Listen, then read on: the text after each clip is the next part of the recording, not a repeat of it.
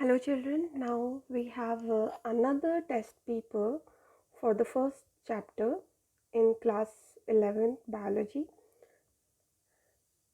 So the first question is, give the unit of classification. This is a 1 mark question. So answer for this is rank or rank or category. So basic unit of taxonomy is rank or category. Here, when it is asked for the unit of classification, okay, so unit of classification or the basic unit of taxonomy is the taxon. We can also call it as a rank or category.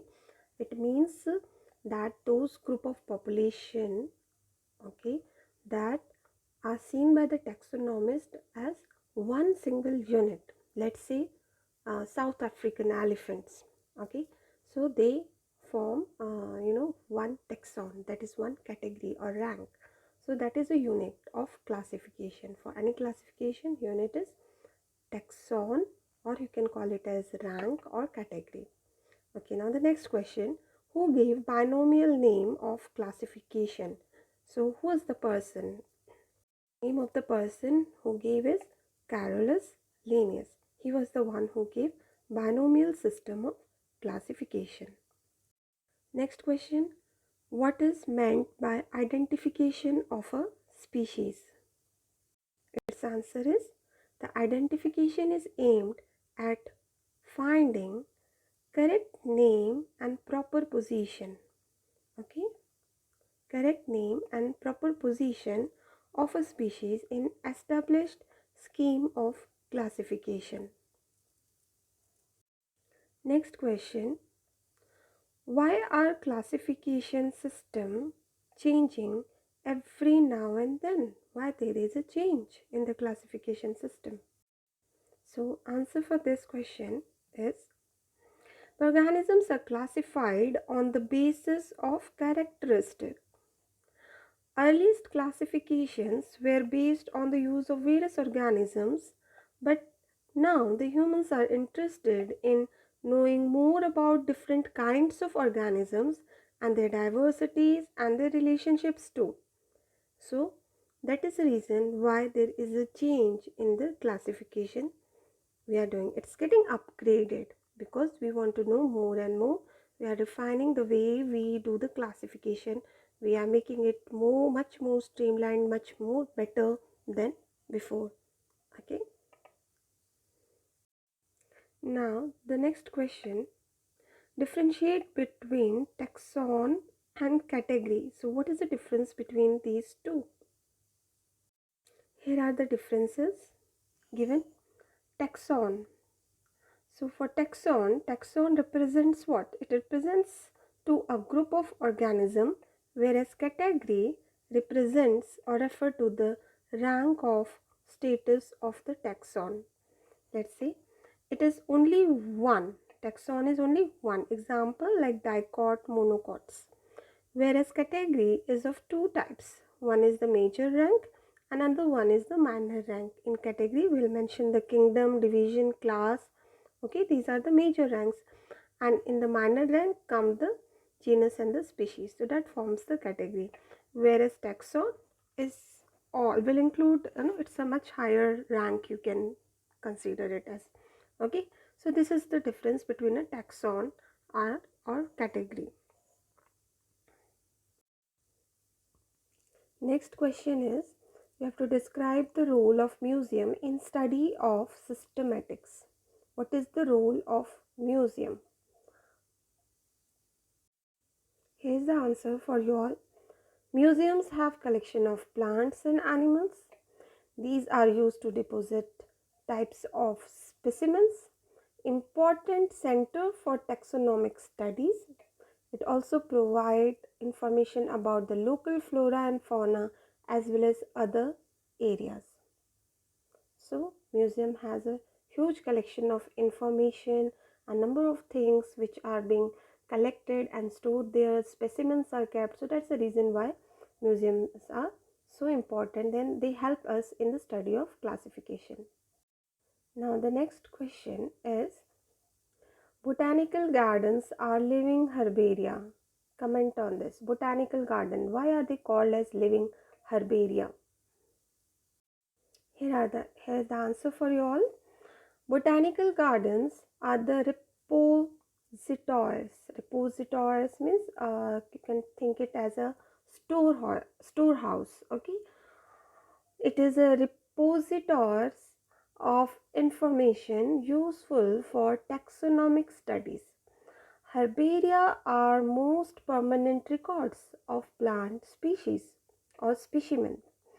Living plants are maintained in botanical garden, whereas in herbaria it is different, right? We dry the plant and it is stored. Okay, so different way of storing or maintaining the herbaria record. They play a very important role, or they play a key role in conservation, research, ecology, library, and herbaria, etc. Herbaria, etc.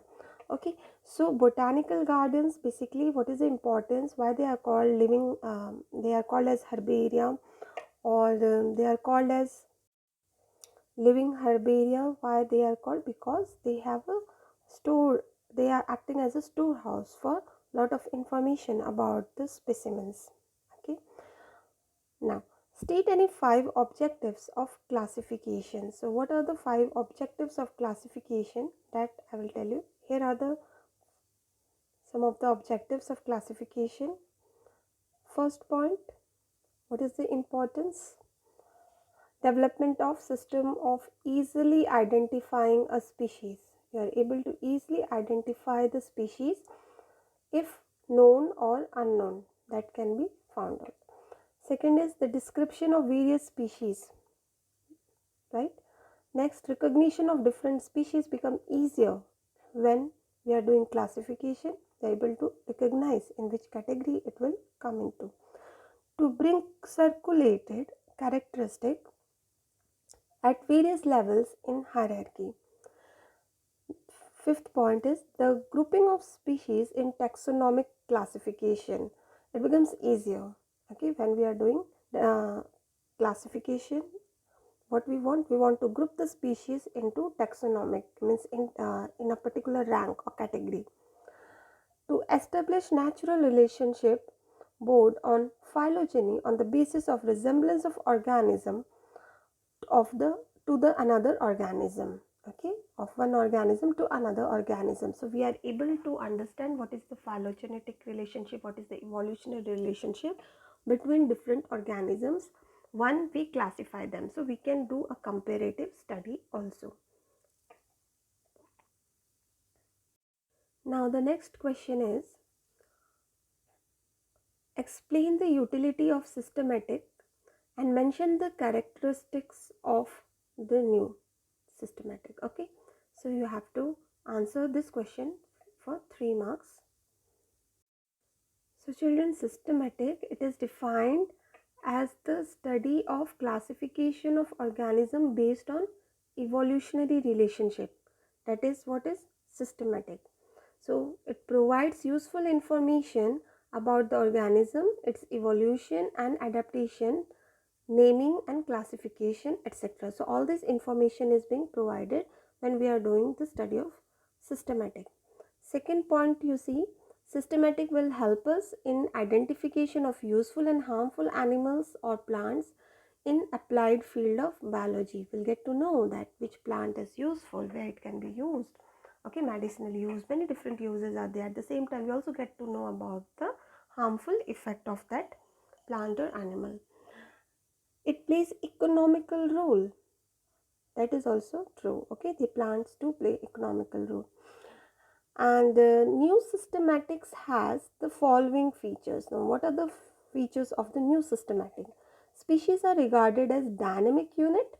Okay, it is not constant, they keep changing. There is a evolution or some changes that are taking place. So we call them as a dynamic unit, not as a static unit of classical systematic. Okay, this is as per the new systematic, that they are the dynamic unit. Species is a dynamic unit. It is not static or stationary. Next point, the importance of species as such is reduced since most of the work is done with the subdivision of the species now. Okay. Next point, the morphological species definition has been replaced by a biological one which takes ecology, genetics, geography, cytology, behavior into consideration. So there is a change in the definition for morphological species. Now when we are talking about species, we take into consideration its ecology, genetics, geography, cytology, also the behavior from species to species, what is the difference in the behavior. All these things is taken into consideration, means much more deeper study is being done in new systematic. Okay. Now the last question which is asked here, what are the major divisions of classification? And you have to classify man. Okay. So how will you answer this question? Here is the answer for you all. Kingdom. What is kingdom? It is the highest category of classification. There are two kingdoms. One is animals and plant kingdom.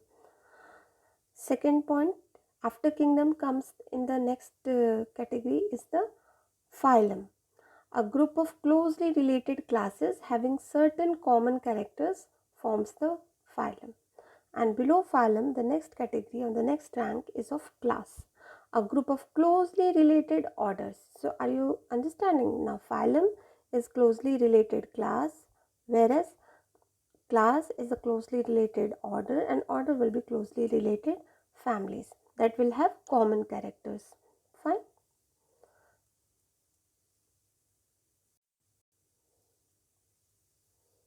And after that comes the genus and the species.